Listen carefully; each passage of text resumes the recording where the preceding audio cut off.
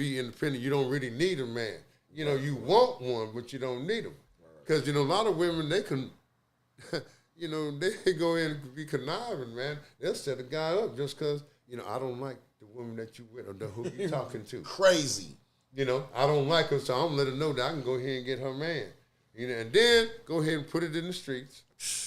And then, you know, the person. I feel, you know, it's actually. the age-old tale. I feel really bad for you young men these days and times because y'all got to deal with so much. See, back then, a woman in them 70s, man, I remember everybody, they had their own hair. You know, where it was shorter, where it was nice and curled, put the bronze look on it, you know, looking good, eyelashes tight. Now, I don't know what they be doing. If your eyelashes cover your eyebrows, they too big. You know, you want to try That's crazy. If you want a boob job, I'm for that. Go ahead and get it. Right, you know, right. And then some women want to reduce boob job. I can understand it. Do what you got to do, but right. You know, that's your body. How do you feel about like the injections in the butt? I you know, see, that's one thing. That's what I'm feeling. Like taking fat out of your stomach and then like sucking it out and then putting it in your butt. Let me just say this the old school way. Everything is not for everybody. And everybody is not for everything. You've heard that before, right? 100%. Okay, so that's the true story. I don't care what it is. Why you want to try to inject and put, you know, your ass to be pumped out a little bit knowing that it's not? That shit is crazy to me. You know, and then you got to deal with it. I ain't going to be mad, but I know that I don't want that some bitch that having to explode on me. You know? Talking about, you know. And so it's really bad that, you know, but if you paid for it, no problem. Now, man, if he's some type of trick and he wants to pay, I need some money coming by it because you know it's the difference between tricking and treating. Okay, there's a difference. Tricking is when she can call you up, get some money, and you ain't getting no pussy that night. Come on, that's tricking. Okay, that's tricking. And you go and come back and get the next time. Yeah. Now treating is when you call her up, and let her know what's going down, and that's it. Treating. You know, yeah, that's treating. That's treating. You can treat. But when she come back and get it, I ain't got it tonight, baby. You know, you gone about your business. Come on. You know, because it's a lot more women on this earth than men. Actually, 100%. They say you want a good man. You just get you a man and see which y'all can work together. But if you think a man, if he's supposed to pay for everything, every damn time, and here we in 2024. This is not 1964. Come on. It's 1974. You know, you got to go ahead and pitch in. To me, it's 100-100. It's not 50-50. How do you feel about the women that say men want a traditional woman, but they themselves don't act traditional? Well, but I feel like let me go ahead. Excuse me. Yeah. Let me finish my sentence. Yeah. But I feel that if a man is providing, isn't that traditional? Yes, very much so. Okay. It's very traditional for the man to provide, you know, where he's paying, you know, the rent, the mortgage, all the bills and everything, and so that you don't want to cook, clean, and find you a job. Now, does a man have to be paying every bill in the household in order to be let me called put a it to you this way. provider? If a man got his own establishment and he's already paying that, Church. Okay, he's already paying that. Church. Okay, now, if she coming in there and just want to lounge around think she going to take a modeling career, that ain't good. That means you got your own studio. You're an entrepreneur. Okay, you're doing that now. I can see that. You know? And then if you think you're going to post your panties and lipstick up in there, you know, and we only got one bathroom, no, we got to get two now. You know, because I'm a firm believer, you got to have two. You got to have two to have your space, have your space. Especially if you've been that bad for that long. True. You know, sure, well, if you really love me, you can accommodate me. You need to help accommodate each other. True story. You know, because you know what they say, love, L-O-V-E. You know, now, the one that, this ain't my acronym, but this is the first, legs open very easily. Okay, that's not mine, but to me, I got living our visions equally and living our visions economically. Got to work together. I mean, you know, nowadays, like I said, back in the day, the women had that real hair. Everything was really cool. Yeah. Nowadays, if a woman say pull her hair, you might pull the motherfucker off and shit like that. And then I'm going to have LND, limp noodle dick. You know what I'm saying? There ain't nothing else going to happen, man.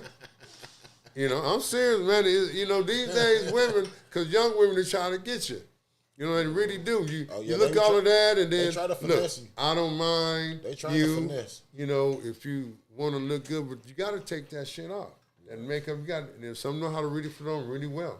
Some, you know, next thing you know, I looked in, you got it all over my face. What's going on here? Why is that shit rubbing on my face? We were just hugging and kissing and shit. You know, you got to be careful, man. You know, I mean, it's really something that see a lot of. I don't know. Well, when you get older, right? You know, when I used to go to the doctor, they used to say, "Mr. Wendell, are you allergic to anything?" And I used to be allergic to ignorant women, but they got a pill for that shit now. See, yeah, you couldn't talk that shit if you want to. I don't like to argue. What's the pill for? That pill for it, man. And that's when you get that stiff harden for their ass and just go ahead and knock them out. When you get over 60, man, you're going to have to need a little help. You know, I know. You know, I'm 68, so I don't mind. You know, because if it's a woman that I really want, I'm going to let her know. Now, if I run into a young woman that just want to parlay, oh, yeah, got a poster up too, let her know, yeah. Let her down. Yeah, oh, yeah. You know, see, I'll be 69 this coming year in October. And it's been a long time since I've been in that position. I'm going to try that motherfucker out again. You know what I'm saying? Shit. Hey, man, y'all know what it is. And y'all know what it ain't, man. It's your boy, Skub Dose, back with another episode of Riding High Presents Off the Kush podcast, baby. And we got a special one in the house tonight. OG, man, beyond OG, man. Like, what's the letter before LMNO? We gonna get NG. You know what I'm saying? Like, before the O. You feel me? Hey, man, it's a pleasure, man. Old school. Mr. Wendell is in the building, man. Yes, sir. No, I appreciate I appreciate the wisdom in the game. See, to me, to be honest with you, I ain't gonna lie. I had to go when you gave me the address. I had to drive by and see where it was at and everything. You know what I'm saying? See what's going on. I ain't gonna lie. I said, no, we ain't gonna have no P Diddy shit going up in this one. You know, you know. I know, man. No Diddy here, I man. had to say that, but you know, it's just really cool. I do appreciate the love, man, and people reached out and people that say, oh yeah, you got to have them on and stuff like that. Because to me, it's really good. Because you know, to me, it's all about a brother. You know, to me, I never have really. I don't care for the N word. Really? You know, because growing up, my name was Wendell. It's never been nigga. Right. And just like boy, but I understand. Like my kids tell me, well, you know, Dad. You know, and I don't care what it Right. Because to me, growing up, when I was different generation, different time, different meaning. It means ignorant fool. Right. So I tell people, I say, well, once you go around, start calling that prayer. Hey, what's up, my ignorant fool? Hey, how your ignorant fool ass man doing? They say, I ain't no ignorant fool. And also, maybe when you were younger, it didn't matter if it had a hard R or a. Hey, yeah. I just know I heard usually it was the hard ER on there. Right. And you know, and knowing me, you know, like it was kind of strange that I tell people this is a true story. And never forget, you know, you keep hearing that word when Ruth was coming out. Right. You know, Alex Haley, and when I went to school in University of Texas, Arlington. And he said, get these niggas out of our building. Niggas do this and niggas do that. And that's when the first time I actually saw, you know, with the white bed sheet and white pillowcases on their head. Right. And it just got to me. So I got tired of hearing that. I said, well, suck my dick and make it bigger. Come on. In the background, you hear the white women, the white girls say, okay. Yeah, that's a true story. And then the other guy, well, go back to where you come from. Once again, to me personally, it's kind of hard to get back up in my mother's womb. Whatever didn't, you must have came out your dad's ass. Because you kind of shitty. And this is a true story, and that's how I felt. You know, because to me, I'm the acronym man, you know. And so, when to me, I got an acronym for NIGGER. Because I am naughty, I'm innovative, I got the gab, I got the gift, I'm entertaining, and I'm definitely a romantic. Yeah, so you can call me that nigga if you want to. But I know how that tone is, because you know that old cliche, you know, sticks and stones will break some bones, but words will never actually hurt you. Or run in your mouth to get your teeth knocked out. Facts. That's it. They may not hurt me, yeah, but because your words could hurt you. non-black friends to say, Wendell, well, y'all call each other that. I said, I don't know who y'all is. You know, if your name Robert, John, or Darrell, Hattie, Yvonne, Cynthia, that's what I'm calling you. I got a name. And it's like that. And that's how I look at it. Yeah, sure, I listen to a lot of brothers call each other that. You know, hear a lot of songs and, you know, people, hey, that's cool. But don't get mad, you know, when if I call you a bitch. Straight up. Straight up, you know, because I got an acronym for that. It's just like, I put things in perspective. I try to take that negative vibe and put a positive twist. Got to. You know, in life. You gotta be like a duck and really let it roll off your back. Because there's some things in my life that, you know, that I let it hurt me because I stepped out of character. Right. You know, because I didn't like that word. And when I was in the Navy and I lost my VA benefits, because not only did my division officer, he held back information. They had him on dereliction duty, but he called me the N-word, and I lost. Because when I went in the military, I was 25. I went an 18, 19-year-old guy. This is back in the 80s in the Cold War time. You know, I wasn't going for that. I could understand. I was on the USS Kitty Hawk and Carl Vinson. How can you be on the ship? You there in the head, as they call it, and you know you see shit on the wall talking about kill niggers, and we riding flying the flag, and you see this. I said, come on, man. You know, division officer. We were the same age. Okay, I've been in more time than him, but I was enlisted. He was officer, but he didn't really know what he was doing. He didn't know his job. What was it? So you said you were 68? I'm 68 now, yeah. 68, so you were born in what, like 55. I was going to say 54. 55, yeah. Okay, so so you born in 55, so you grew up in the 60s. Yes, came right through it, man. And see, I can start from level 5, where I say level, that means age, from 5 all the way up to now. And what do you like? And where are you from? For take us back to the beginning. Okay. For everybody that doesn't know but should know, where are you from? Right, born and bred right here in Corpus Christi, Texas. You know, right in Hillcrest. You know, on Stillman Avenue. Like, what's some of your earliest memories of Corpus Christi outside of your home as like a 5-year-old? As far back. Okay, I can go back to like kindergarten, St. Matthew Baptist Church. Right there, where it still is, right now across from the street from Solomon Coves. You know, and coming up there and just growing up there and knowing that, you know, you first time going to school, you know, kindergarten, and how things were. Because back then, you know, Miss Fuchs, that was her name, you know, she had the green light to tattoo your ass and give you a whooping. Yeah, if you acted up, man. Right. She'll call your parents because you had a landline back then. Come on.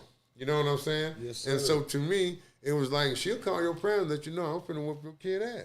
And that's what happened to me. I never forget, this girl had a little ponytail.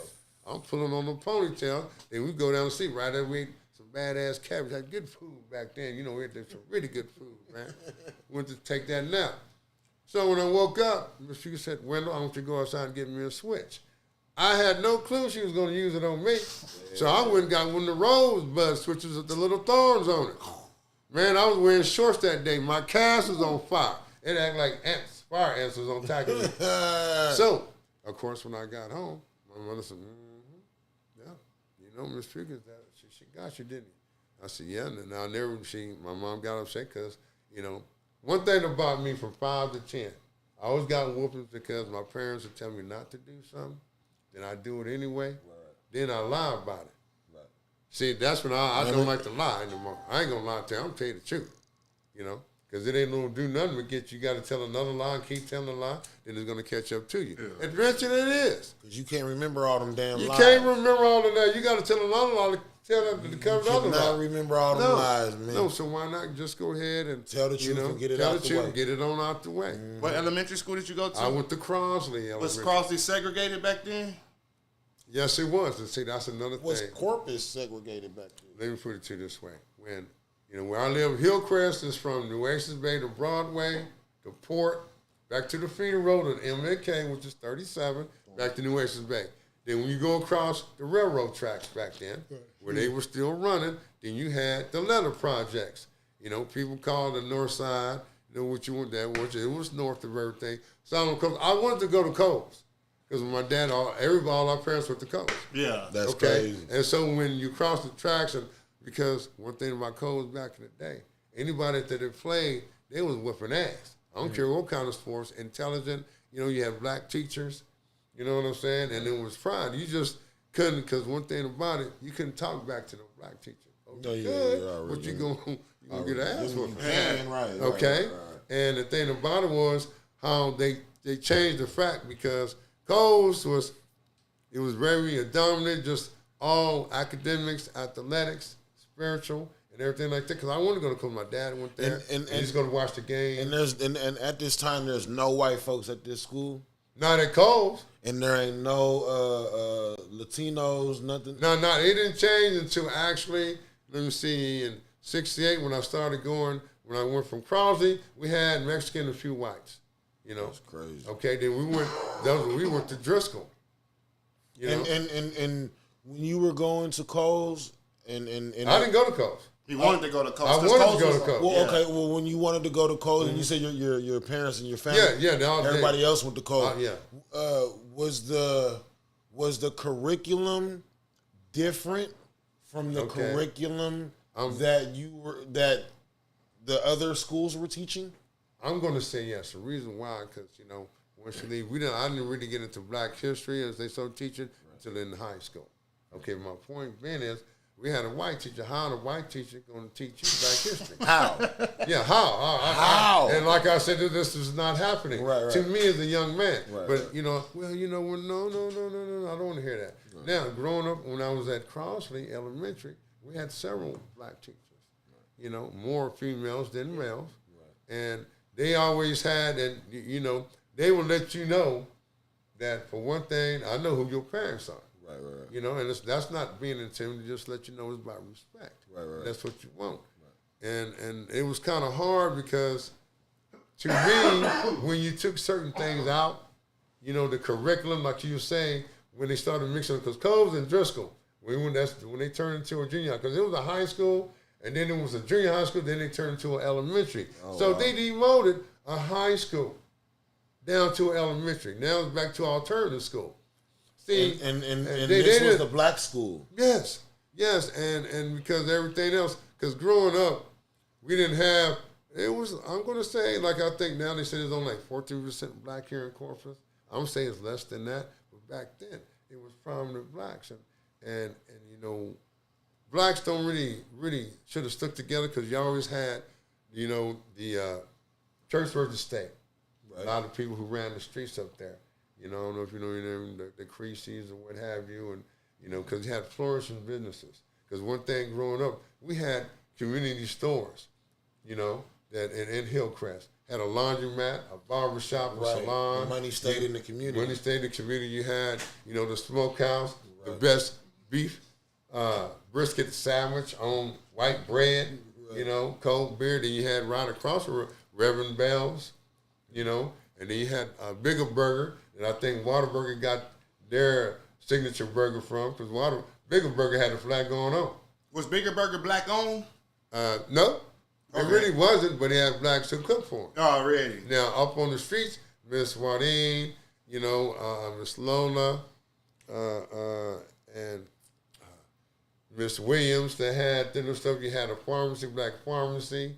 You had a lot of things that was going on up there that you kept the money there. Along you had the leathers. The first leathers was when you crossed over Winnebago, across the railroad tracks. Mm-hmm. That was the first leathers.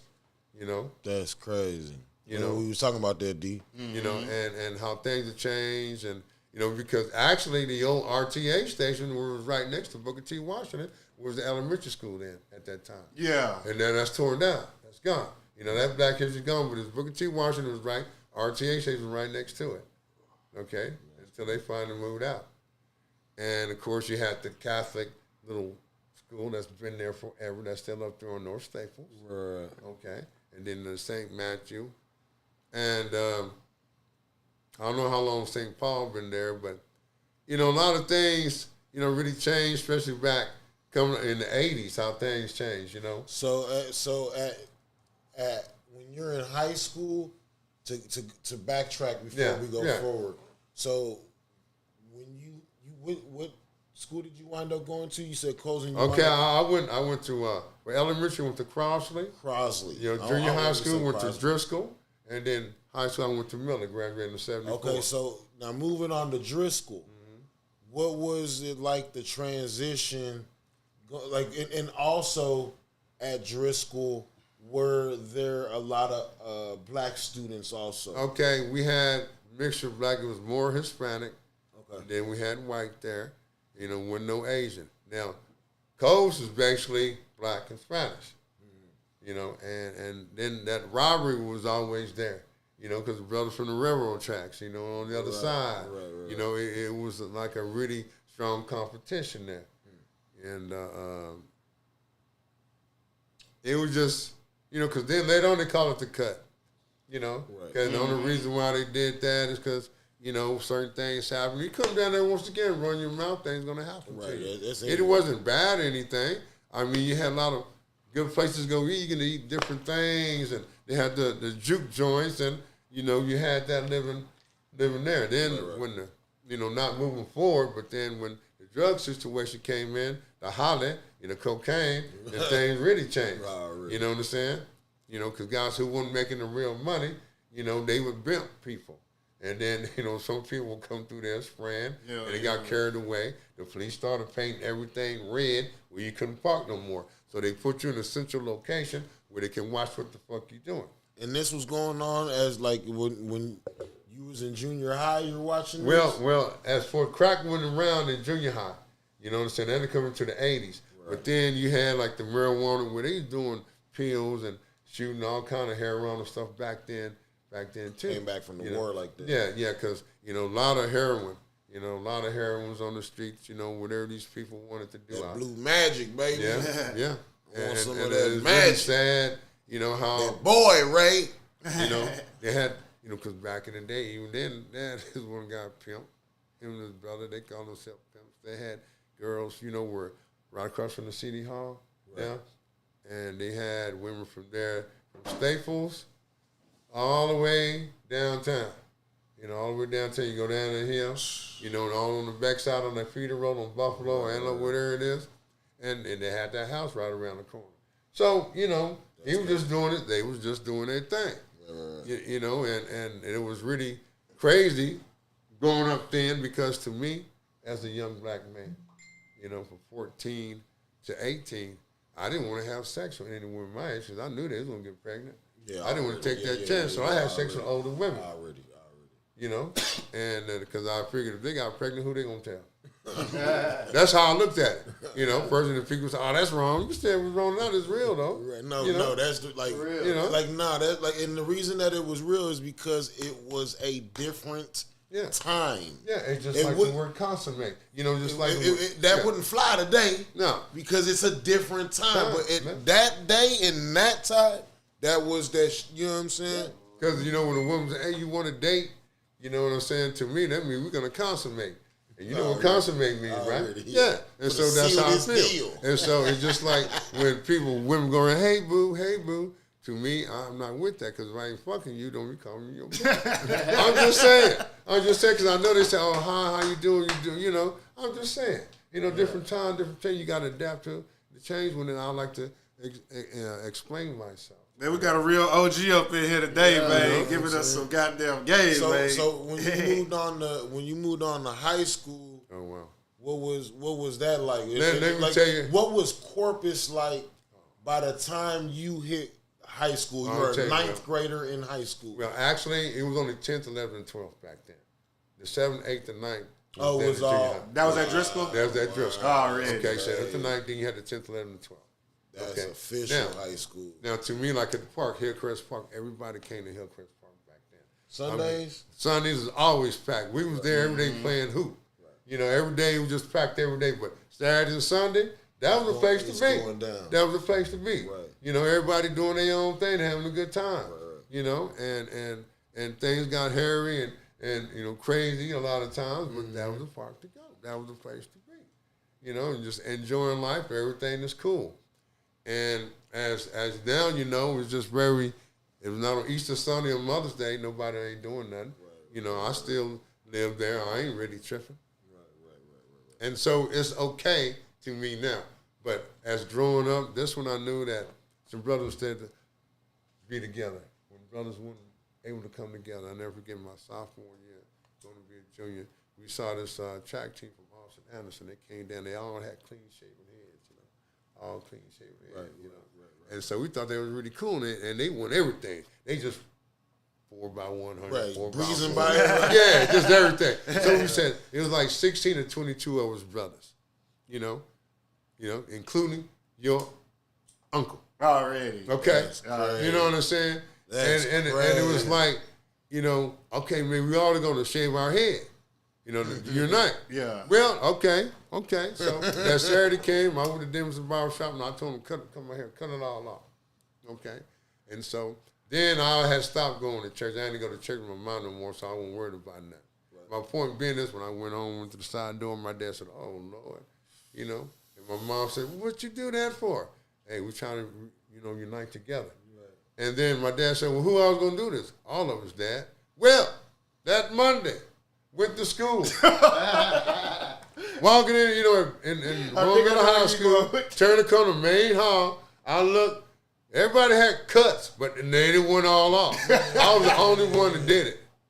I was the only one that did it, man. And so, me by wearing glasses, calling me four eyes and all kind of stuff like that. And, I didn't, to me, I let you talk about the guns all day. I don't think that today's generation understands that your generation, like fuck my generation, skip mine, your generation really like got bullied, you know what I'm saying? Yeah, like, bullied straight up. Like you might get punched in the mouth really get your fucking lunch money took and have to go on for the rest of the day type shit. Well, pick this out. Always back then, I didn't have any older siblings or anything like that. Didn't really have any cousin that would come to my rescue. Some people know that once they know you ain't got no siblings, they can attack you. So that's crazy. My thing was, my parents were really strict with the school and everything as far as my dad used to tell me, don't fight on campus. Fight at the park. So I tell people, back then, if you couldn't get along, you got it on. Because there wasn't nothing between us but air and opportunity, and then you fought. Now, to me, I'll tell you, we can fight after school at the park, and you're going to show up. Now, I'm not saying I won every fight, but I was there the next day to do it again. Right. And that's how it was. You didn't have to worry about trying to run. I knew when my dad had his 38. My dad told me how to shoot a 30-30, a 30-06, and a 38, when I was 7 years old. He worked at Reynolds back then. He was an Army Korean War veteran. My dad was very straightforward about a lot of things. He said, I ain't no square, son. He's straight up and down and straight across. Right. He meant what he said, and every time. That's I have to respect that today. Were you like a class clown in like elementary? Oh, hell no. I ain't going to act up in class. No, not with my dad. Okay. He worked black at teachers, switches. Now it's from that kindergarten to elementary was like that. Junior high was a little bit different because they actually had that corporal punishment where they could paddle you. Yeah. You know what I'm saying? And if you had a shop teacher who drilled them holes in them paddles, a lot of guys you just get that stuff. And the thing about it is that, the men paddled the boys, the ladies paddled the females. Now when you were in high school, 10th, 11th, and 12th grade at Roy Miller. What again was this? You said it was a mixed crowd? Yeah, it was a mixed crowd. What about the staff? The staff, it was more Hispanic teachers and whites. We had our principal. We had a white principal, a Mexican principal. They had three back and a black principal. Okay, we called it the Mod Squad. And diversity, and there's a lot of things that I really liked. Our teachers at junior high, at Driscoll, they were really good. Right. And we had coaches that really worked with us. In high school, I don't like even.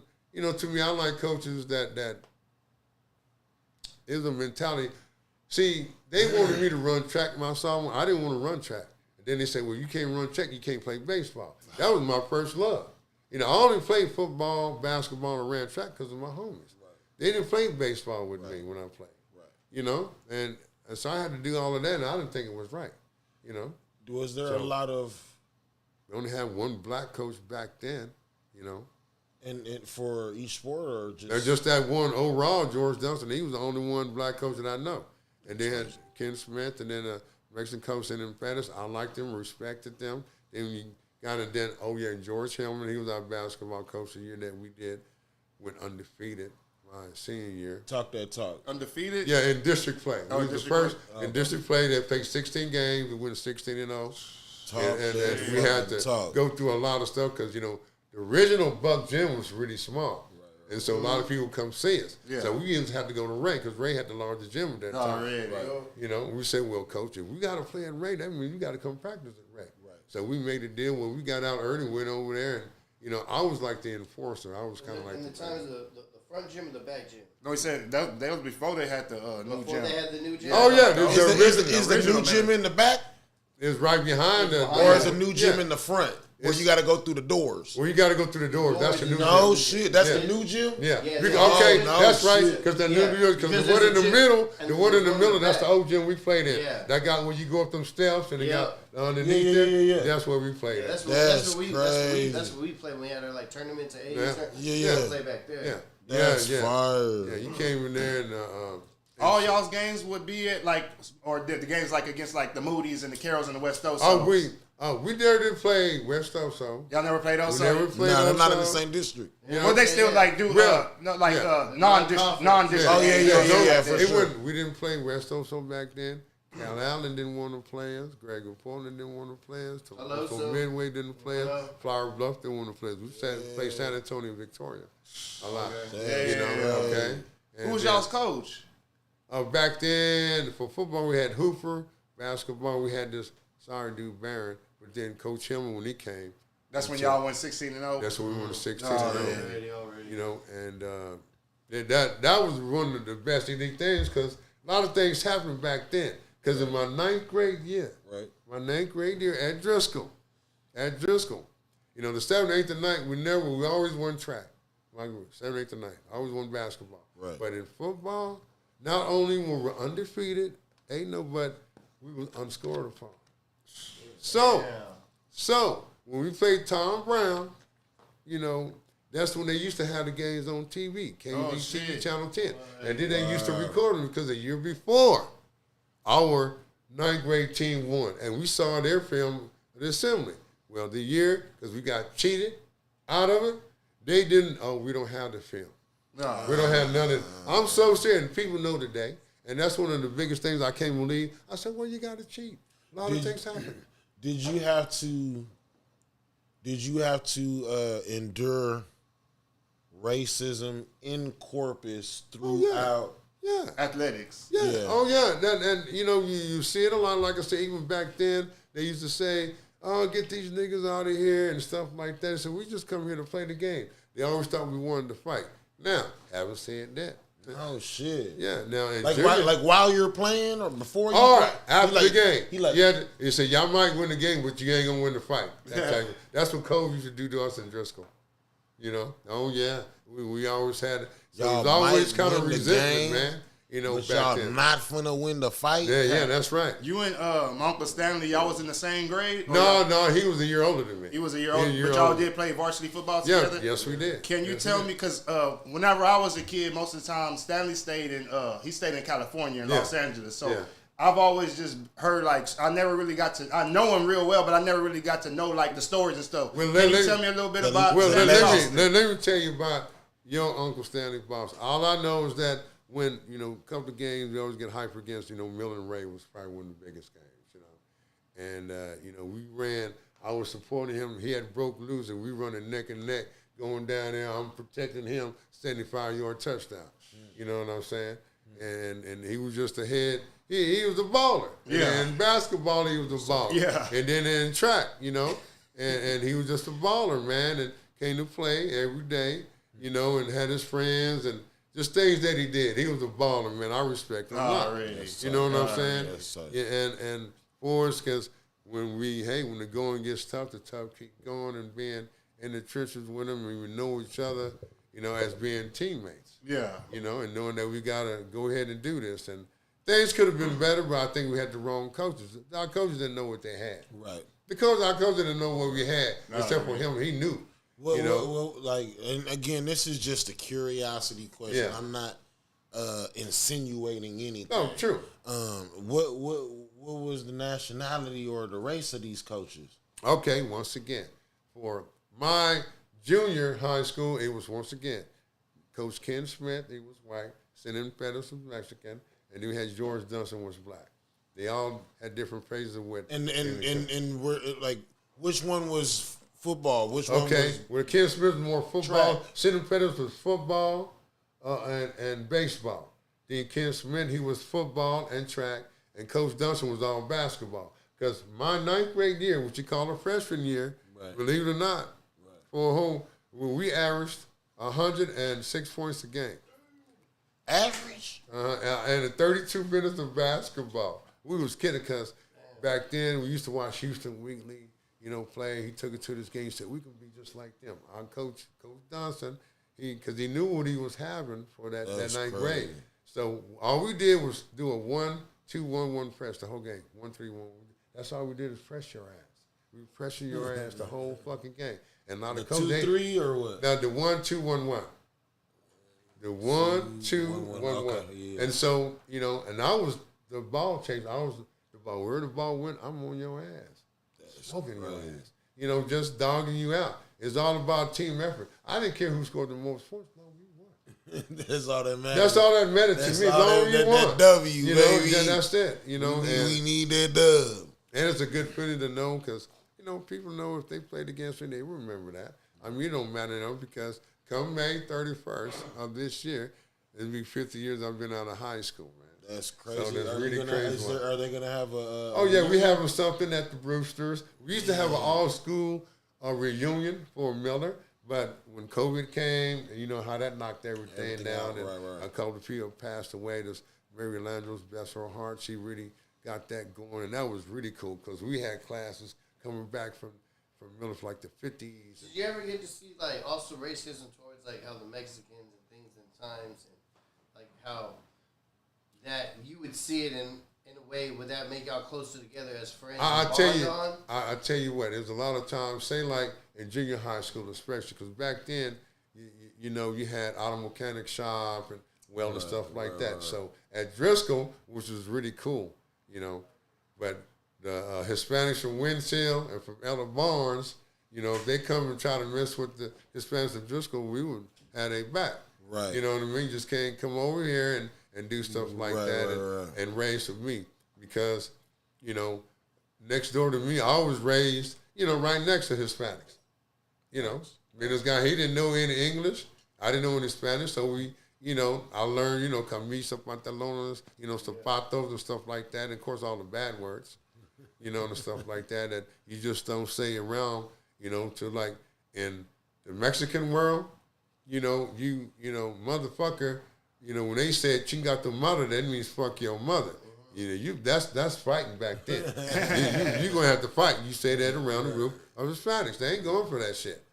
So you gotta know really, the thing is, it's just like when they call me a nigga or you talk about somebody's mama. Back then you couldn't play the dozen. You can talk about daddy all day long. All day long.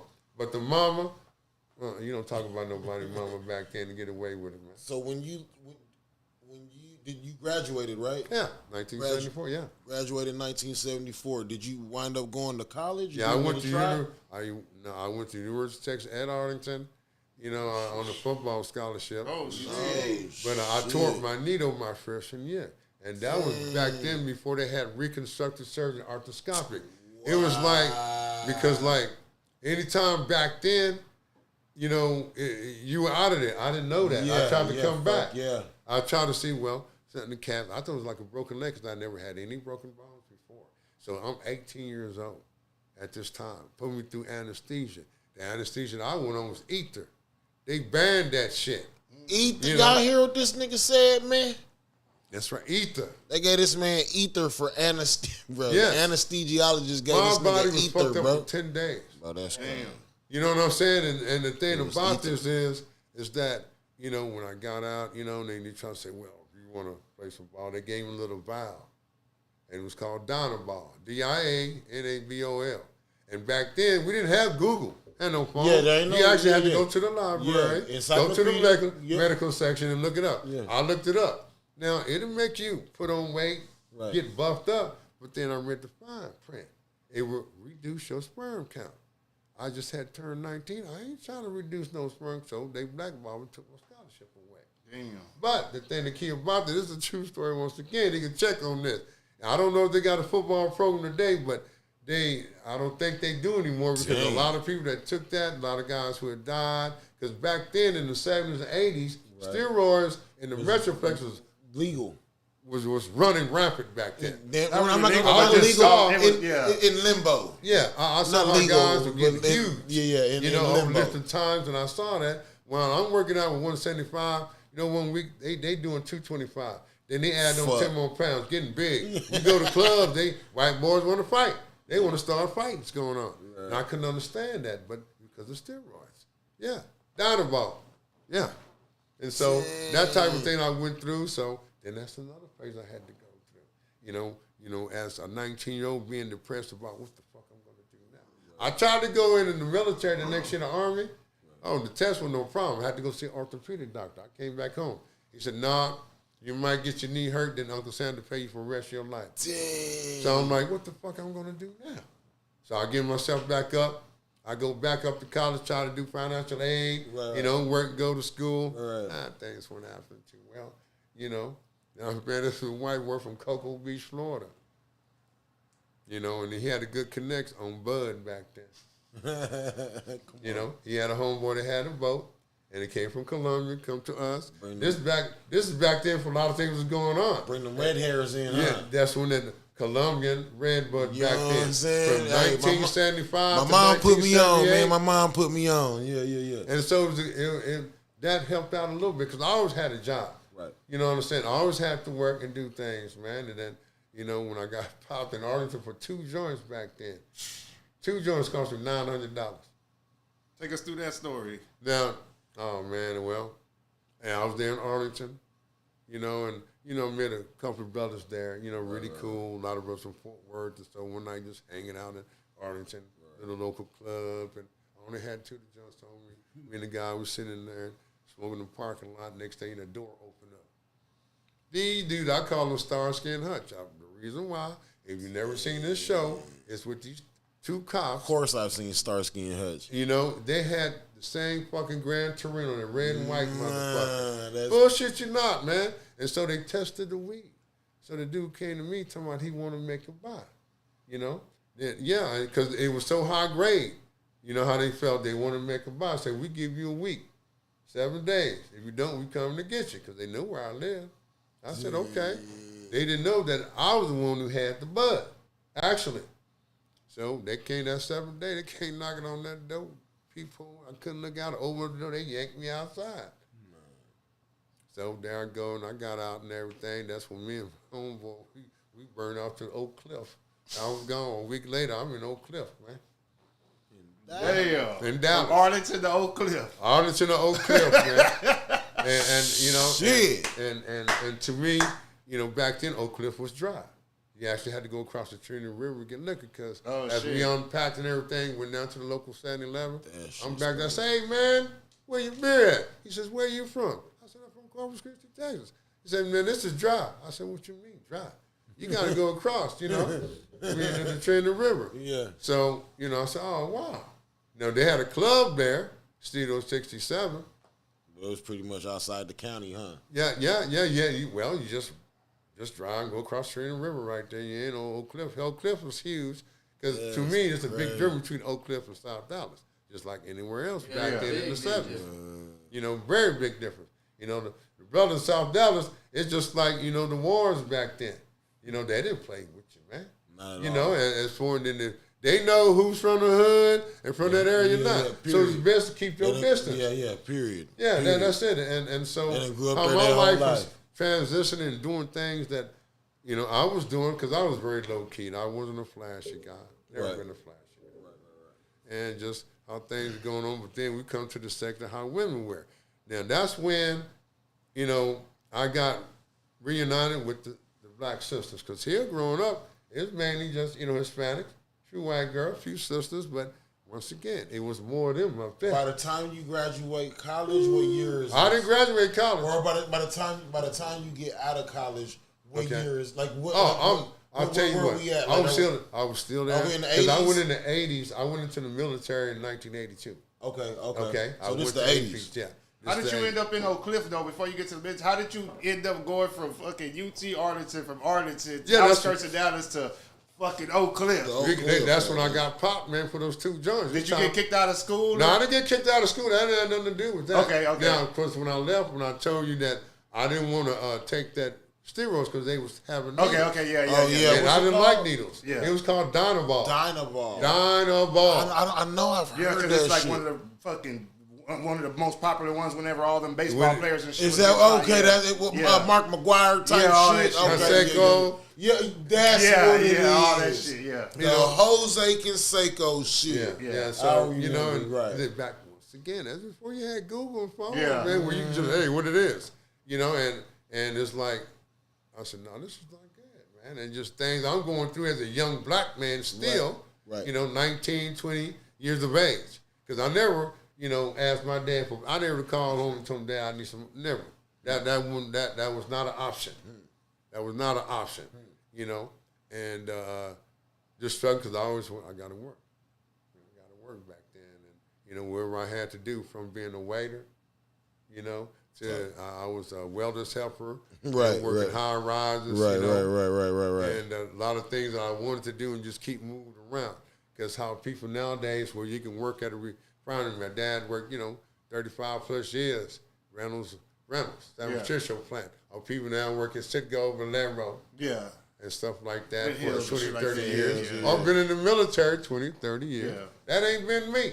Right. Yeah, my grandpa went into the Army. I think he did like 6 years in the Army. And then this man got out the Army and went straight into the Navy. And who doing that? You know what I'm saying? It's a lot of guys and then retired from the Navy, bro. Yeah. They was on that. They was really on that. Military men. They was on that, bro. They was really on that shit. And to me right now, the military is bad, even though a lot of things are going on, because I was in the Cold War. It's like my dad. Right. Russia. He was in the Korean War. Right. My grandpa was in the Korean War. And so back then they had basic training. It wasn't called boot camp. It's called they train you the basics of survival. Right. Now when my dad finished it, they said, Private First Class Williams, you want to go to Alabama or you want to go to Korea? My dad said, shit. I have a better chance of surviving in Korea than I would in Alabama in the 50s. I swear. Okay? I swear. He is not lying. And so, when you look at that. And you never saw any of that that type of racism going on growing up personally?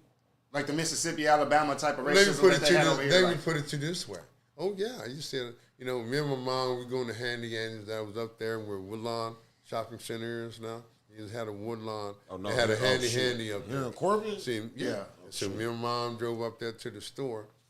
And so when she opened up the door, she bumped, the car next to us. And it was 3 white boys in there. And so they got out. They didn't realize my mom's nephew was in the back seat. Yeah. He had just got out of Huntsville. Now, this is in the 60s. This dude was built. They're all raw. My daddy got him a job, and, and they got out, you bitch, and everything like that. And I got out, and he sit your ass down. When he got out, man, he beat them dudes all by himself, And that's the first time because they was just trying to talk shit to my mom. Right. And then he went off. My mom, we had to leave, go back, had to tell my dad what was going on, and my dad had to get him another job because he got him a job at Reynolds, but he had to get out of there. Damn.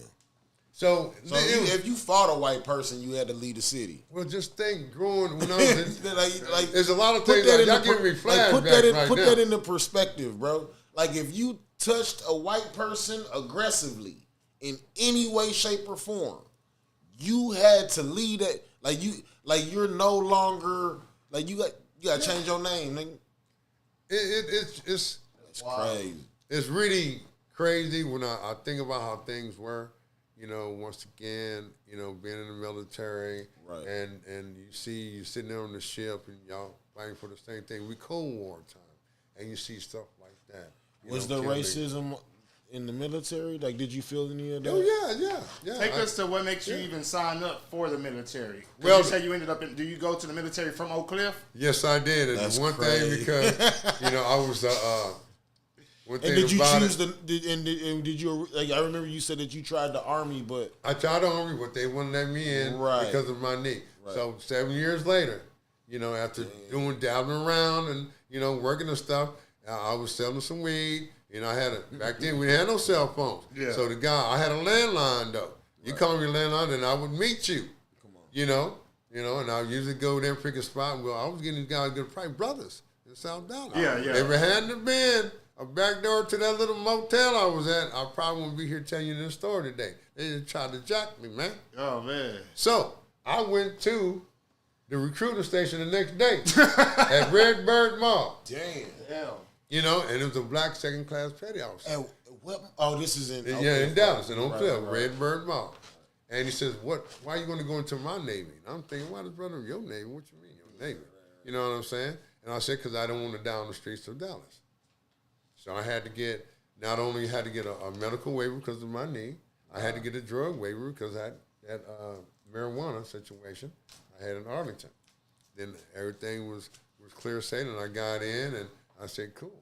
So this is another chapter in my life now that I'm finna go through. You know, at 25 years of age, that's when I went in the military. Oh shit! And what was it like being on the fucking ocean? And all I gotta say, I was read it scary because I'm terrified of the ocean. Yeah, I'm I was gonna ask. all I gotta say, terrified. right? I was an aircraft carrier, Okay. you know, which is larger. I Yeah. really wanted to go work. I signed up because you know they give you these books to see what you wanted to do. Right. You know, in the military, and I said I want to work on the flight deck, aircraft carrier, which is one of the most dangerous jobs in the world. Okay, so but you know after all the training and everything, and I get up there to Bremerton, Washington, and I see this huge vessel that's dry docked. That means this ship was out of water. This big aircraft carrier. I said, damn, what the fuck I get into? You know, go up there, and then the next day. They said, Airman Williams, front and center, personnel officer wants to see you. I said, damn, I got popped on the pistols. I took that a long time ago. I was tripping now, you know. They said, no, we see that you don't want to be up there in the flight deck. We see that you got bookkeeping, accounting, got some college and stuff like that. We got to open in this person. Then I had no clue what that was. But then I had to adapt once again like a chameleon, man. Right. You know? So I'm there and you know, a few brothers, you know, Chicago, Alabama, some brothers had the wives, had a lot of Filipinos, you know, and all they did was tell me just to file leaving earning statements in alphabetical order. So that's all I had to do. You know, we was out of dry dock. I didn't know what was going on. For about 6 days, I didn't know we had 2 hours to job. So I would go there and eat and come back. Now, this was some racial shit happening.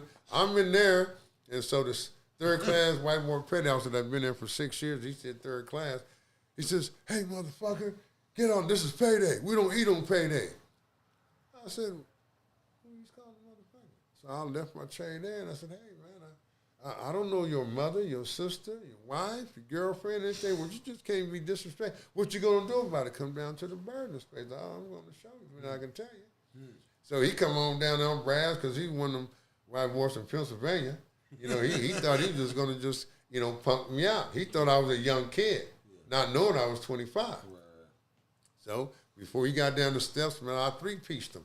And they broke it up really quick. The guys said, hey, what's going on here?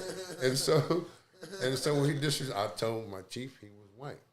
But he, you know, they asked what happened. They got information. And I told chief, nobody told me, chief, the whole time I got here, what was going on.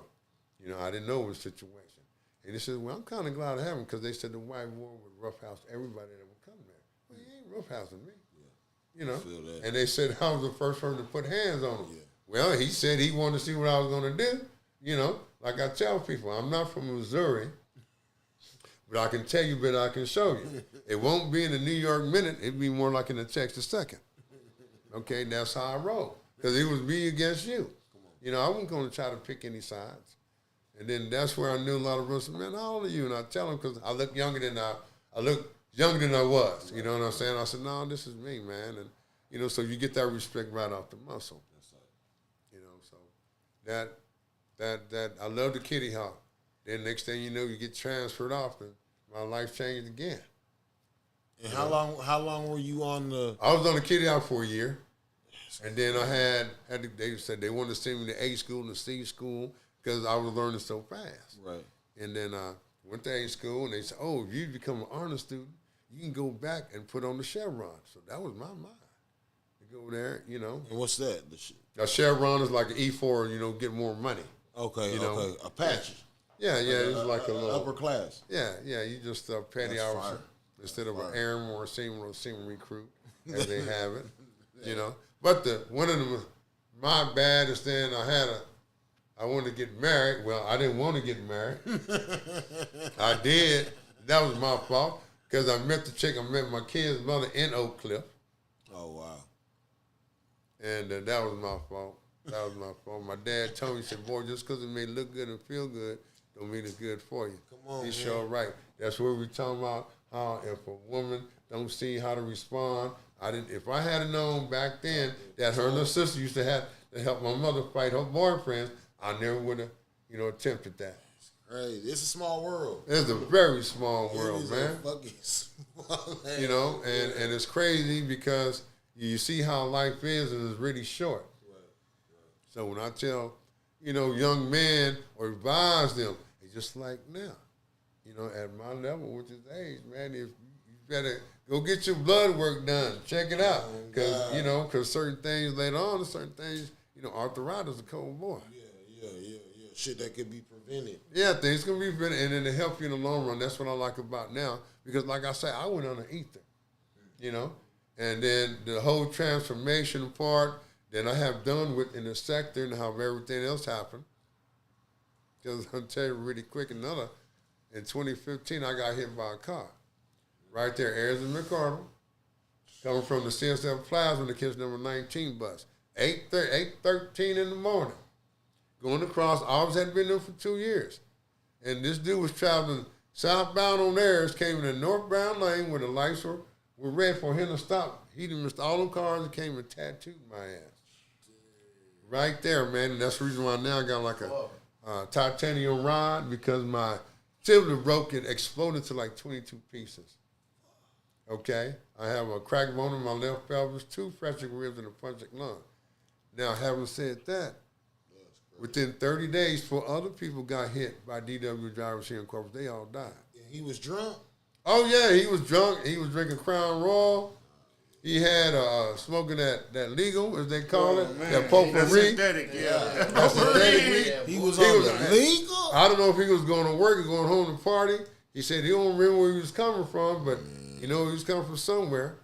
And I'm like, wow. Out of line. That was a thing opening, because, like I said, coming back, going through some times, missing my family, talking about with my kids and stuff, and it was kind of hectic for me, and because God knows what else he had in store for me. I mean, I cut off a little bit because, like I say, in the 80s, when I got out, things that happened, I messed up, got my VA benefits taken away, because my white officer called me a nigger when I was born to call Vincent, and I went off and did some other bullshit, so it cost me my VA benefits for me. They be, I didn't even know they be doing shit like that. Well, They be taking away your VA benefits? Yeah, well, when you get a bad conscience discharge for what I did, and now, but I'm trying to re-up it now, because they trying to help veterans a lot more and stuff like that. So Laws change. Yeah, well, the Veterans Administration has changed a lot in trying to help more people. It's a process. But what were the women like in the 70s? Oh, I in the mid 70s there. That's one thing about it, man. Did all the who's that? Bellis Johnson had a song that says "The Land of Ladies." Bronze, peach, apricot, banana, strawberry, boysenberry, man. Just all different. And the women then was really real, man. When they really did their hair right. You know what I'm saying? They had that's before weave and really came in. Right. Yeah, and it was really cool. It was all good. And then I don't things just went left with them. From the 60s, 70s, 80s, 90s, 2000s. Yeah. what was the best style, like as far as like dress that you saw on a female? Like, what's your favorite style? My favorite style to me was like the skirt and the top, you know, or but what decade? Like what decade we talking about? Okay. Oh well, I'll tell you what. Even now, you know how women had that try to wear that bottle shaped type dress, that just a long dress that fit and they tight. Yeah. You know, that was really good and come right there, middle of the knee. Already. You know what I'm saying? Because to me, a wise woman once told me, she said, son, a woman should leave a man some imagination. Yeah, 100%. Because if you're showing all the goodies, everybody else seeing the goodies. Yeah. You know what I'm saying? Nowadays, these women, you know, they don't wear pantyhoses anymore. You know what I'm saying? Because I used to like the ones that had the black line in the back or the fishnet stockings. You know what I'm saying? That was cool to me. Just like, man, it's a double O, triple OG, you know, man. You know, that's why I like, you know, I like women that dress a little gothic, to be honest with you. Yeah. I'm just saying. Yeah. Nowadays, women don't even pantyhose, let alone panties. Y'all know that. You know what I'm saying? Acting like you're trying to air it out. It's just like, you know, when I see women wearing these jeans with holes in them, that's what I call them. Yeah. You know, to me, they got the holes in the wrong spot. They should put it in your crouch and shit. You know, let that motherfucker air out, man. You know, it don't make no sense.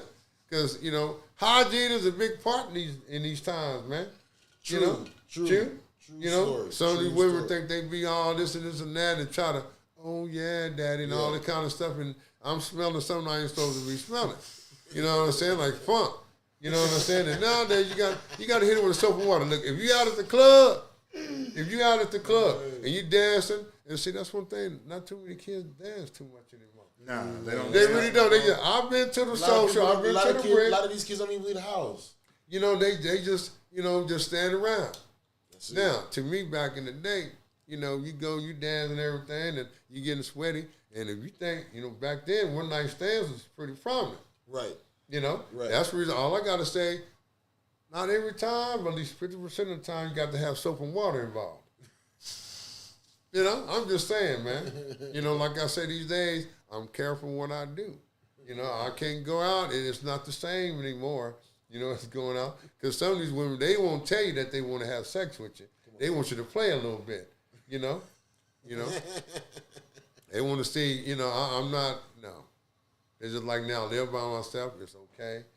You know, I'm not trying to move nobody in there for what, because I've been by myself too long. Right. Therefore, if I hear a fucked up noise, somebody might get got. And if I'm there and then somebody, you got to go. Right. You know, at a certain time. But my point being is, man, is that things have changed. I feel for you brothers, man. Yeah, it's a different time, that's for shit show. Because, you know, it's no way you can find a woman that ain't going to have any kids these days. Right. There are some. But they're very few. Very few. Now, you know, what is the worst thing that a man can do if you got kids with a woman? Is take your kids around another woman. Because you feel the same way, too. But the women are really deep against that. They don't like that. And you know, I can understand that. But then, if we're going to hang out together, we really down. We should hang out to go everywhere, you know? And that's one thing about me. You know, now I like to know your likes and dislikes with a woman. Got to. I want to know your likes and dislikes. Got to. You know, and that way you know. No hard feelings. How in the hell nowadays, because, you know, back in the day when my parents coming up, you know, 14, 15, 16, 17, they can get married or whatever. Right. You know, especially in the early, you know, late teens and early 20s. Right. Nowadays, you got to live with a person. You have to. You just can't go on the whim. I don't care just because she go to church. That don't got nothing to do with it. It ain't got nothing to do with it now. You know what I'm saying? It really don't. So I really I want to know you because now, like me, I got to know your family. Now, if I'm going to have a woman that got kids, you know, I like for them to be over 15. I can't handle little scrum snatchers, man. Because they tell you real quick, especially if you got Bubba or Junior. You say you got 3 kids, 2 girls, 8 and 4, and you got the boy in the middle. He's a bad little boy. Oh, yeah. He gonna let you know, fuck you, you're not my daddy. He gonna tell you quick, I had that happen to me, man. Yeah, he gonna be out to change. He gonna have to change. So to me, there's no use in trying to go in that direction. It doesn't make any sense. No. You're gonna have to get together with your daddy later on in your life. Okay? You know? I mean, because well, you know, I don't do for my, I understand that. You know, and that's the reason why I'm really careful about certain things like that. You gotta be. I don't care. I don't care how gotta fine be. you are. That ain't got nothing to do with it. Okay, so when did you feel like, you know what, I'm gonna start doing comedy? Okay, well, actually, it's been 7 years ago. You know, That's after when I got hit by the car, I told you I was going through everything, man, and it's for a reason, because my mom had got sick after that. She was with me there, and then she got sick. You know, her kidneys were failing, and she didn't want to be cut off. You know, and so I said, Mom, you need to write that down. And, you know, if you don't get on dialysis, you have less than 30 days to live. 21st day she had passed away. So then I said, before then, I started to get into it, and just a little bit downtown Mesquite Street. That's where I started at, downtown Mesquite Street. Downtown, they got one on the south side. And I called the label myself the AMC. You know, now I'm not talking about the American Movie Classic Channel either. I am the acronym man of comedy. I mean, I take a word on letters that have somewhat of a negative vibe, put a positive twist on it. And so that's been me. Because I always wanted to be different. I always wanted to be different. You know, I didn't want to be like everybody else. Because my mom used to tell me, son, everybody cannot be like you. And I used to say, Mother, I'm not trying to be like everybody else. Gotta be just be your own self. Just because somebody isn't doing that don't mean, because I'm a firm Be believer. an individual. Yes, because to me, I can do bad by myself. I do not need any help. And like, if I ain't gonna snitch on myself if I do something. But if you with more than two people, they gonna tell on you, man. Every time. I don't care what you say. Every time. You know, and that's just how it goes. Every time. You know, and nowadays you can't really get away with anything. You know, because of cameras. You know, everywhere you go, people got phones. Man. You think you got something planned out? No, you don't. No, you do not. You really don't, unless you leave this earth. You know, now I really feel like, once again, for your AI, it's going to take everything, because now you get all these apps. You know, they want you to have an app. I don't care if you want a free water, anything free, you got to have that app to get it free. You just can't pull up, hey, I'm here, can I? No, you can't do that. And so they got you. So anything, the information you put there, they got you. You know, and I don't know what y'all going to do, because you got to deal with, you know, artificial intelligence and the robots, man. You know, and then, you know, when they had that hard freeze, remember? Yeah. And when they can, you know, when they can just turn your shit off.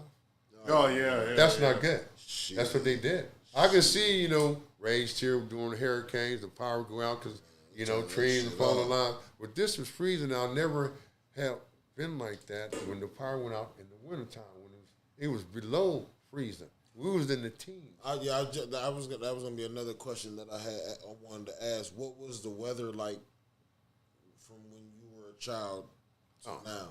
Well, you know, basically, I'm used to the humidity here. Right. You know, it's always going to be that.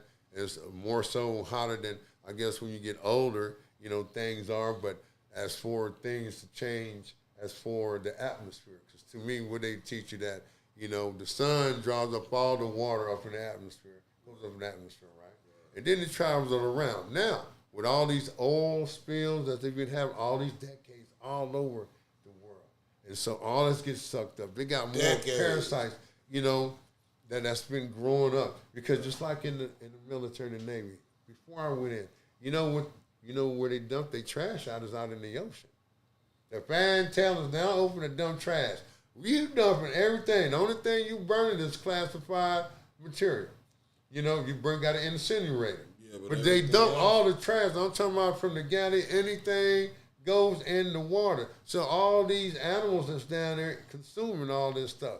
Big whales, so all what they spitting back out. That's when they come up with these crazy ass creatures in the water these days that you be seeing. Because they be mutants. Mutated motherfucker. Yeah. And so then when it rains, then it comes back down once again. So my point is, I see how things are changing where you see how, you know, we don't have the fall, winter, spring, and summer anymore. Here we just have summer and winter. And that's it. And winter only like 3 months. That's it. Like 3 weeks. That's it. and you know, and that's it. That's all you have. And people that move from up north and they're not used to this humidity, it kills them. But when you were younger, we had a whole entire you get to see the leaves change and everything. You can wear coats and you know what's gonna be.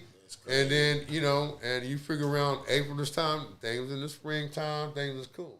Then you know it's gonna get hot. But now it is super hot, dude. Yeah, that shit is dead.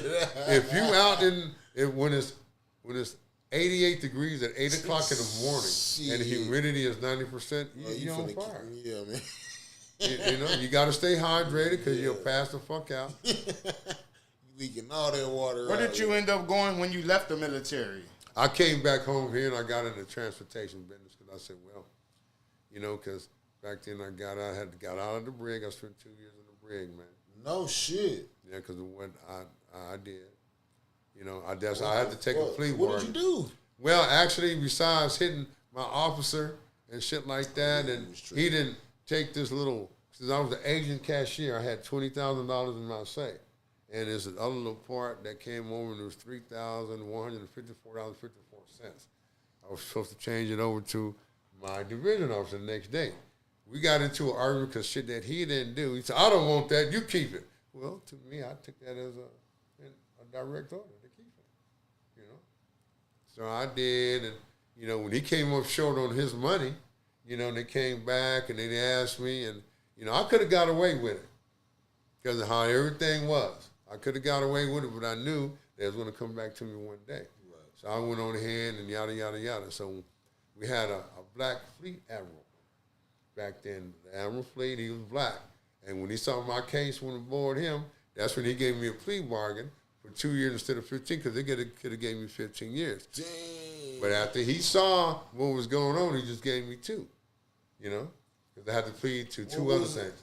The fuck was it like being in a goddamn brig, well, bro? let's just say the only commissary you got is your hygiene. You don't get to buy no sweets or soup. Bread. You don't get none of that. No, you get breakfast, lunch, and dinner. That's it. That's it. Nothing more, nothing less. Nothing.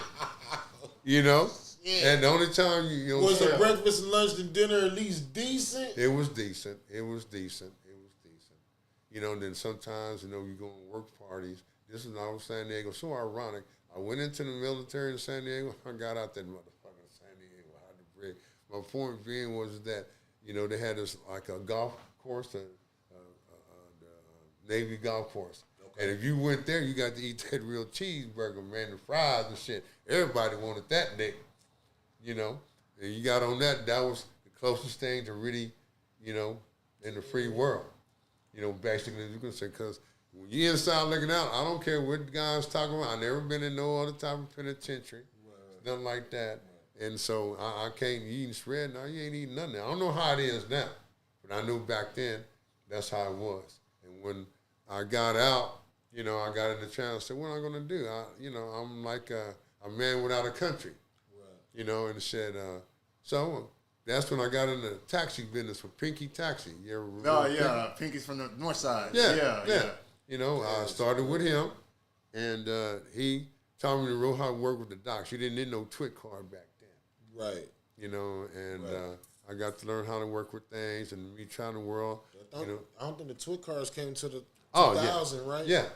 I don't know, but you didn't need nothing back then to go down and you can make money. But, Pinky, I ain't going to lie, I'm not going to get into it. He's kind of shiesty. My nigga. He was really shiesty, man. Because my dad's mom knew his second wife that he married to help him get in that business. Come on. And so I asked my dad, I said, Dad, how's Pinky? My dad's a very straightforward guy. He said, you find out about him or not. He said he should have been dead a long time ago down a long time when them sack of flowers fell on his ass, but he's still there. And shit. So I just leave that alone, and keep moving around and started dealing with transportation business and got in from him, and then with Yellow Checker Cab. Come on. And then Green and Gold helped them get going a little bit, but it was a lot of bullshit going on there. But that's where I ran into another sector. I turned into my own transporter business because I ran into a little bit of banditos back then. Right. Texas Syndicate, TSs, and the M&Ms, Mexican Mafia. Right. I did my own stuff. We took care of business. And, as far as taking runs, taking, immigrants to Kansas City or Kansas, Nebraska. Crazy. Allegedly. Allegedly. Yes. Yeah. Allegedly. And it was just how things were. And you had to do what you had to do. I got a partner, man. He's on federal probation right now, or federal parole, whatever. Yeah. Federal. Yeah. Because again, they said that they was giving him $1,500 a head to transport illegals from the valley to wherever, like Houston or San Antonio, like where something they like wanted to go. He said he got busted with 8 people in his car. I said, no, that's too They many. don't play. I would, back then, it was really set shout up. out to my boy, man. I said, nigga, Man, that's hard there. And crazy.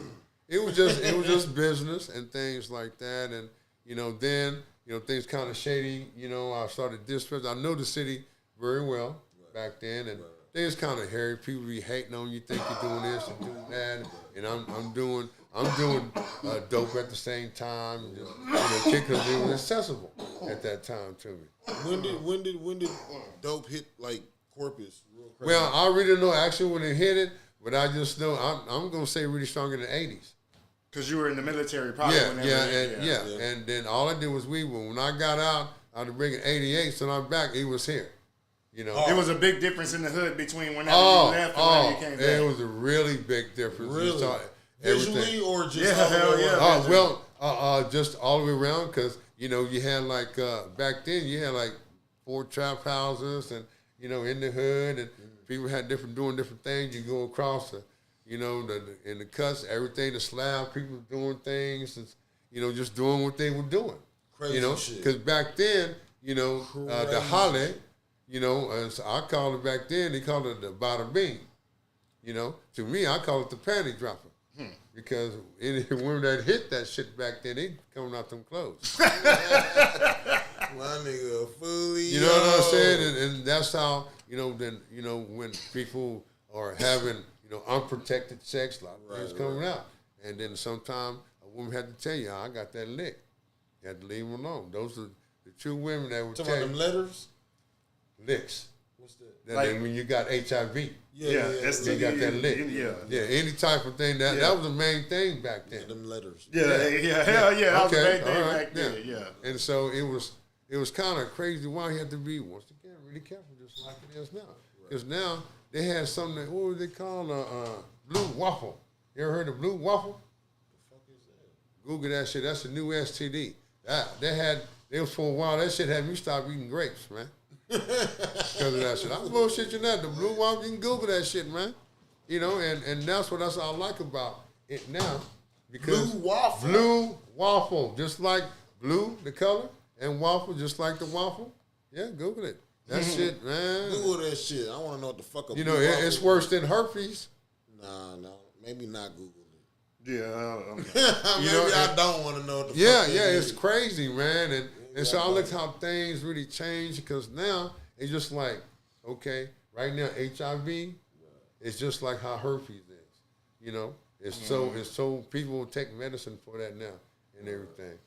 Because you see more commercials about people that are gay is more open now. They don't want to call them a faggot because that's hard, like the ER.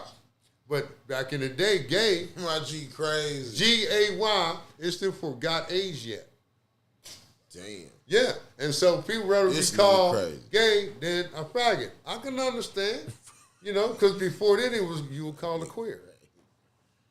And so things, you got to adapt to things and change. So whenever you got back to the hood, is that, you said you started working for like the cab company? Yeah.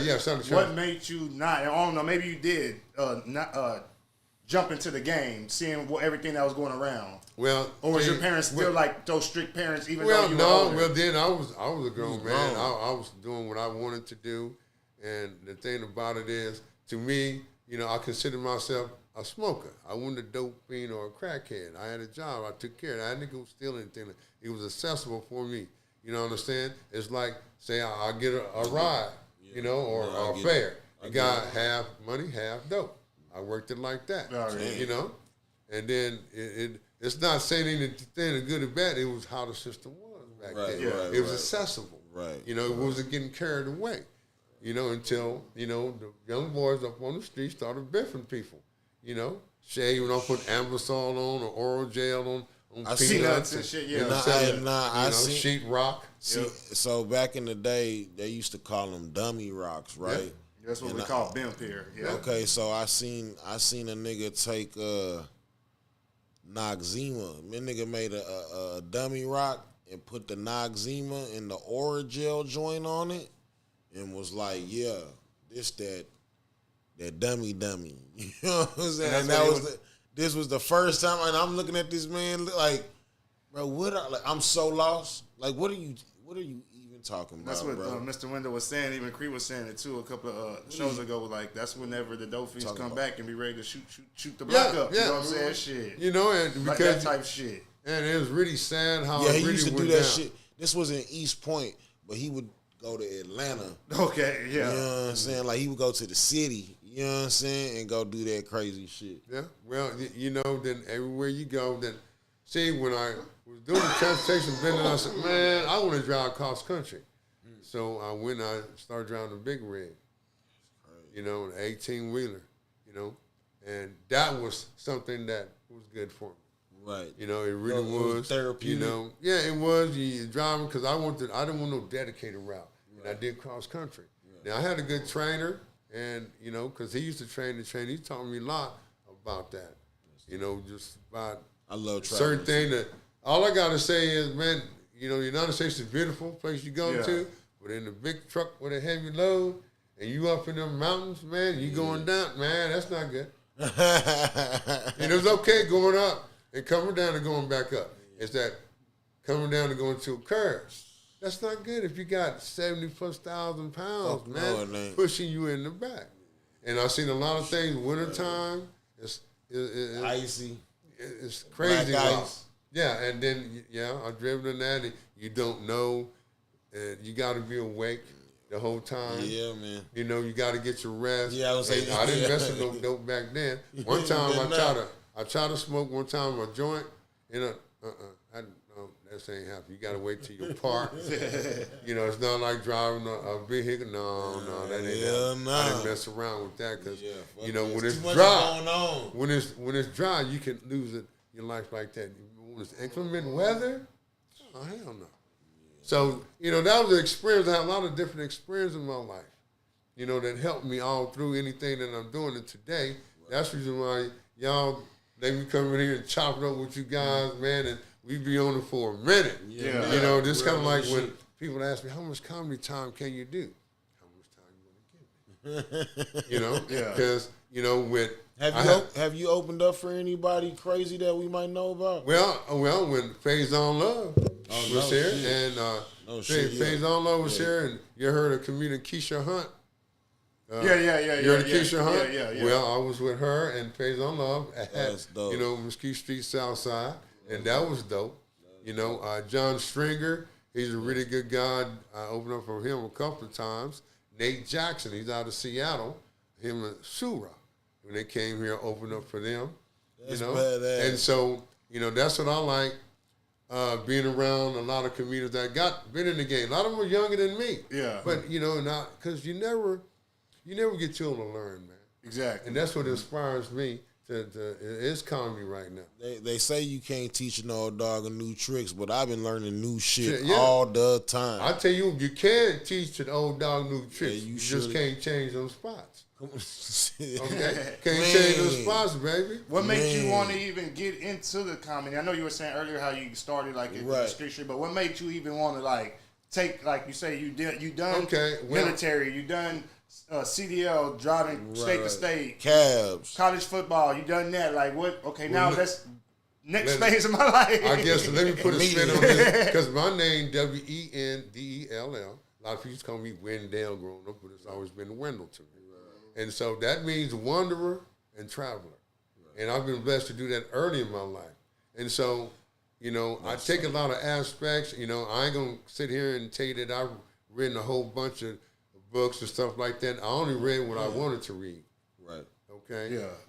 And to me, experience is the best policy. 100%. You know, and then when trying to learn different cultures, you know, and not trying to just be opinionated on everything. Different perspective. Yeah, different perspective on a lot of stuff. And by me, I never been really shy.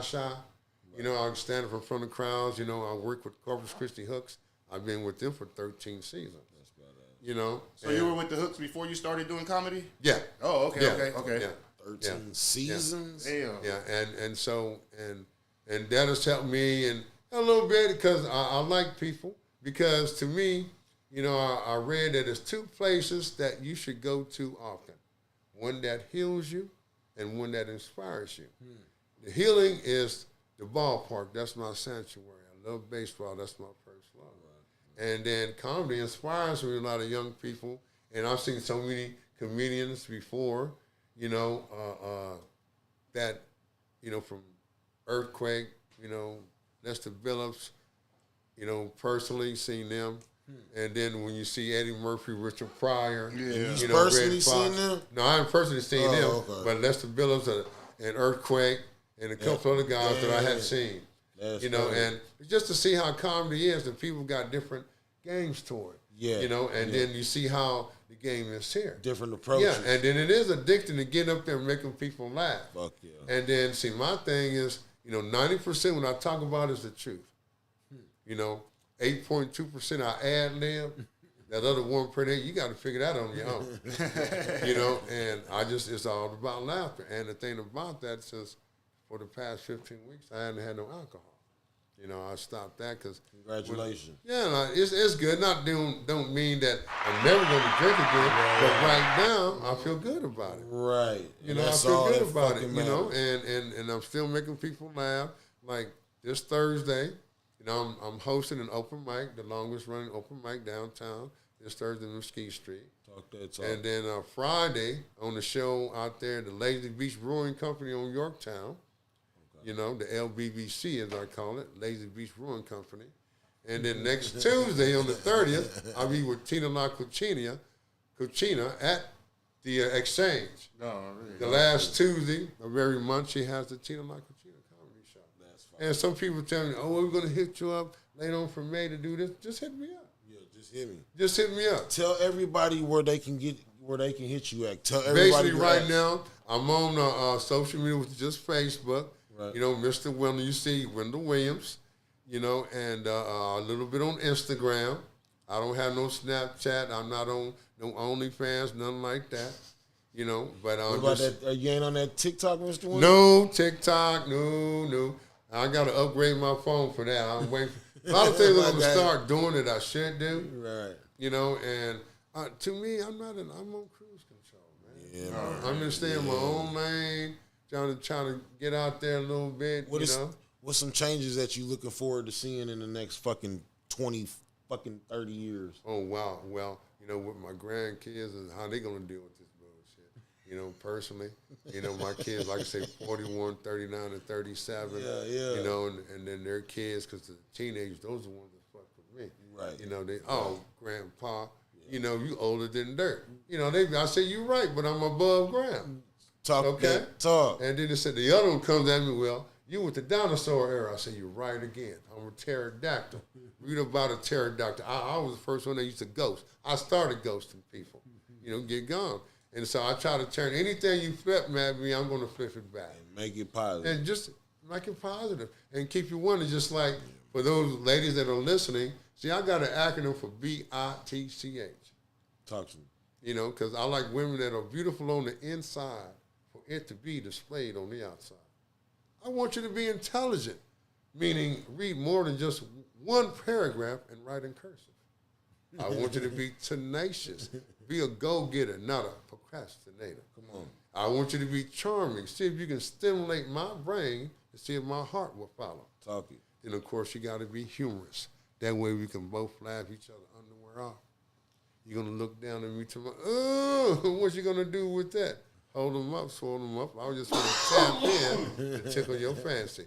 That's the kind of BITCH I like. Yeah. Kind of bitch I like. Yeah. You dig? Have you ever thought about coming out with any like projects? You know how like Richard Pryor and them used to come out with like the comedy vinyl albums. You would just put the record on there, just telling the jokes. I haven't. People told me that I used to do that. So people have already told you about that. and talked to me about that a little bit. That's what's up. But trying to work with one person, got things get going on, because for me, I'm not, as far as the setup on all of this, I got the gift and the gab to talk. But as far as the engineering part, producer, all that stuff. That shit ain't easy. And no, it's not. It's not. It's not. So I'm looking at it like, one day it's coming. Right. And to me, this is a little start. Like I said, I have my own little podcast of things going, but that went south because of people getting into their feelings. And I'm good with that. You got to move on. I don't want to have no beef about nothing. I'm too old. Sometimes you got to live for you, man. Yeah, that's it. That's it. And just move on. It's okay. It's not a death sentence. It's a lesson learned. Unless you actually squeeze the trigger and kill somebody. But to me, then you out of there. You out of there. But protecting yourself and your family, that's a different thing to me. But other than that, just to go out and do, you mad and you're going to, because this guy beat you, embarrassed, and you want to do that, Or just like, I don't know how long y'all been here, but it's been some incidents in the past where guys going to rip off a brother for having this work, and guy go into his house and shoot him. Now you doing time, but you out paying the lawyer all this money to stay out of jail. And you still go to jail. And you still go to jail. Inside looking out, I don't care how many, It's an unnecessary process. It is. And so, to me, the young brothers, if you want to be a badass, go ahead and join the Army and the Marines or the Green Berets. Go kick some ass there. They got something for you have to do. All day. They got something for you to do. And this was so crazy.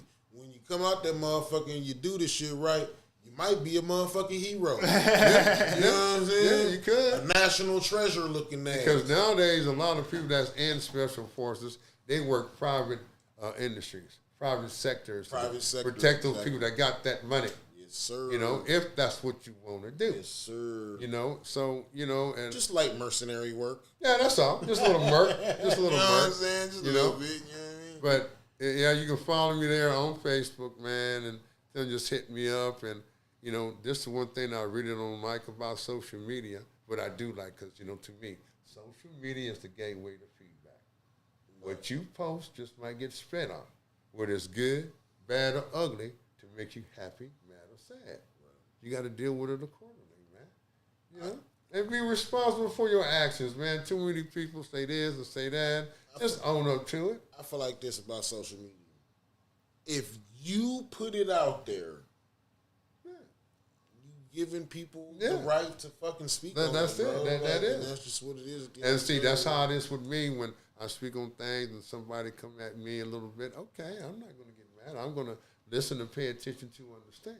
I always get, I get these, not all the time, but I get these ever so often. And this is my page, or who asked you? There it is. Like, motherfucker, you posted, like, I was scrolling and I seen the shit. What the fuck? And to see what's really going on now, you posted it. And just like anything that they're posting, and that's not how I feel. Right. Okay, well, it might not be how you feel, but that's the inclination in your mind. Well, that's my fucking response to whatever you posted. Where you post is all good, and you just do what you need to do and let it keep moving on. Let's not make because I don't like to argue. I'm not a guy that's very argumentative. Because it raises your blood pressure, which can cause a stroke, worst case scenario, death. Stroke, heart attack, all of that, man. And I'm not trying to go out like that. I got a partner, man. He went out after arguing with his wife, man. He went out like that, and I don't want to. Yeah, you know what I'm saying? Yeah, put her out there like that, but it's not like anybody knows who it is. But I'm just saying, I've seen scenarios. You know what I mean? Where and I've lost friends that have gotten upset with their significant other, and you know what I'm saying, had heart problems or whatever type of problems. So man, like it's just best to walk the fuck away, man. We got a comment. Somebody had commented. They said, "Ask Mr. Wendell about Michael White." Oh, Michael White. I like Michael White. Yeah. You know, when I first got into the scene, I was doing a whole bunch of open mics. Okay. You know, with the House of Rock one night, then we go to the Exchange, then of course with Mesquite Street before I started getting on shows. Now Michael White, to me, he's authentic white boy that's down. Yeah. You know, and his thing with the ADHD that he has, you know, all he gotta do is keep himself strong, because I know sometimes he used to get down on himself. You know, but he was on Kill Tony. He killed it. Yeah, I just want to say that. He killed it, man.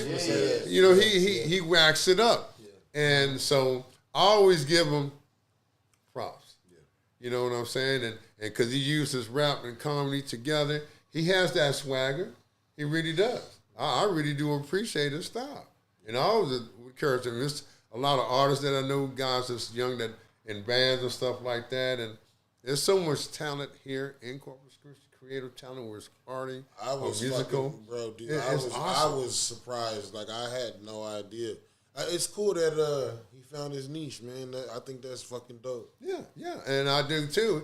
And I mean, because it's original that he has. That's what really so good. He's not pattern trying to fake it off of anybody else. You know, people might say, well, you got to Eminem. No, it's him. It's Michael White. You know what I'm saying? Yeah. And that's how he is. That's how he is. The way he dressed, the way everything he does. That's how he feel that day. So I got a lot of much love and respect for him. So I got a question. I usually ask people who are their top 5 rappers in Corpus. I'm gonna do a little different. Who are 5 comedians that you would want to spotlight and give them a shout out right now? Right. That are putting on, doing their comedic thing. Not somebody who ain't done a show in 2-3 years. Yeah. Give us some 5 relevant comedians. Right now, female, my number one is Tina La Cochina, Tina Garza. Oh, really? You know, she is one, the host of the Ben magazine, is a top comedian. Wow. You know, she does a lot of networking. She gets that promoting. She's funny. She's witty. She's very smart. You can't play her. You can't come with that okey doke stuff with her. You know, she's really cool. She's down to earth. You know, I have another number one sales lady, Ana J. Ramirez. She's been put on the comedy the first weekend, like the Art Walk when they have it. She's put on the comedy Art Walk comedy show downtown Mesquite Street that first Friday. You know, and she's done a lot of things, and she's a fellow Miller Buccaneer. You know, and she's really cool, smart, witty once again. Right. I like young rich guy, Miguel Porforio. They call him Miguelito. He's really good. He's an educator, you know, and he has a sense where he can attack the crowd, and it's really good because I like it when a person, if you bilingual, you can mix in both ways. Right. You know what I'm saying? Right. And there's nothing wrong with that. Right. And my other one is like Andy Gomez. He's a big guy, but he's always funny. You know, he knows how to attack the crowd. He don't care what if you come back on him. He's going to get you. But a lot of them inspire me. The one who really, that I started was Javi Luna. He's been in the game for a while. Yeah, I heard of him too. You know, but he's really good.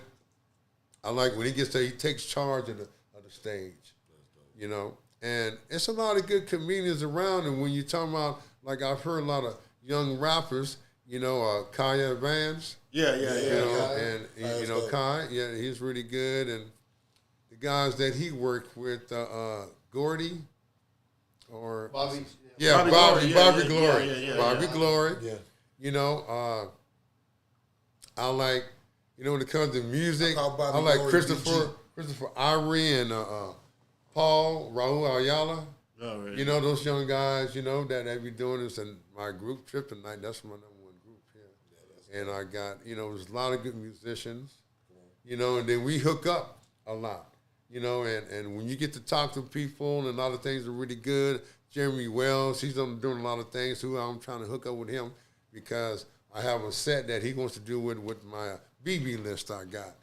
You know, when I talk about, you know, bad bitch, you know, you got a boss bitch, a bold bitch, a boozy bitch, a basic bitch, a beginner bitch, You know what I'm a saying? banking bitch. You know what I'm You saying? got a broke bitch. Feel me? You got a bingo bitch. Come on, man. You got a burger bitch. Huh? You got a bushy bitch. Huh? Then you got a black bitch, a blonde bitch, Yeah. a brown bitch, Yeah. a brunette bitch, Yeah. a boysenberry bitch. You know what I'm saying? Nowadays, you got women that are blue bitches. You know what I'm saying? But I tell them, when you try to insult my intelligence, it's bye, bitch. You're on the BB list. And so things like that people like, and I just try to, let things happen, man. And once again, I appreciate you guys, man. Let me come here and chop it up with you like this, Man, I appreciate you for coming, man. You know, and I hope I don't scare any of y'all, viewers away or anything. And, if they want to come along, come check me out. Yeah, I'm hosting open mic Tell me. Thursday night, the longest running comedy open mic in Corpus Christi, Thursday night in Mesquite Street downtown. Oh, yeah. Double cover charge.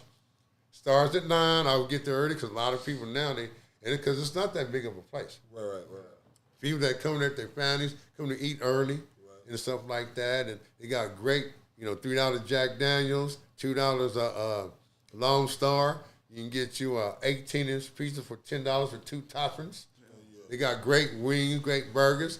Then you can go to Mesquite's house out there, you look them up. They always got shows going on. Yeah, we definitely gonna have to try to shoot out there. And then, like I say, I'll post about a lot of other things of what's going on with me. And y'all just make me feel welcome here. I open up like a bitch tonight, didn't I? You know what I'm saying? Because when I saw you, I saw Derek Boston, I said, you got to be related. Yeah.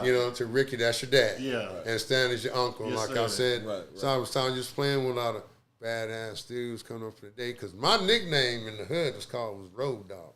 Oh, really? They call me the Road Dog because I get in your ass anytime. I didn't care. Like I say, I wasn't Billy Badass. Right. I used to be Mr. Wendell Whoop Ass. Now I'm just an old soft ass. That would call 911 on your ass. Okay? But I appreciate letting me chop it up, man. I'm going to get up out of here, man. Hey, I appreciate you coming, man. And y'all know what it is, baby. Yeah, right here. This is live set, late night. This is groovy, man. So Appreciate y'all keep it. doing what y'all doing. I'm finding y'all a lot more, man. Now, I've been checking out because you had Joey B on here the other night, right? Yeah, Joey B? he's one of Joe our, Rock. actually one of the crew members. Yeah, because He he was works gonna come out there tonight, at the stadium and shit like that, And That's Brother Joe, man. yeah, and so y'all doing good things. Keep doing what y'all doing, man. Appreciate Hey, it. We I probably appreciate need to it. get him back and do a concert series and change it for that one. A comedy series. Fire. Give him a 20, Fire, 30-minute fire. set. Yeah, Fire. I appreciate y'all having on. You Yeah. got a good setup here, got a groove and going on, man. So don't hesitate to hit me up, follow me, man, to see what's going on, because I be posting my stuff to see what's down. You already know what it is, man. Yeah, Y'all man. make sure y'all go give Mr. Wendell a follow. One more time, tell them where they can get at you at on Facebook. You can get at me on Facebook. It's Wendell Williams, and you check it. I got a comedy page. I'm not lying. Come on. And just like I have my own thing, I am a hood brother with a distinguished mentality. HBWADM hashtag. Look for that hashtag. I'm not lying. Hashtag capital letters HBWADM. If people say, well, what is that? You can read it, because to me, if you've been in the military, that could be Hotel Bravo, Whiskey Alpha, Delta Motel. But in my world, I'm a hood brother with a distinguished mentality. Trying to insult my intelligence be like you, trying to dig or pull a kilo of gold out of your ass. We know that's not going to happen, because if you're dead, everybody will want your SHIT, serious haters, ignorant thoughts, a.k.a. shit. Yeah. And we gonna end it on that note. You bitch, you. Yeah. Man, Mr. Wendell.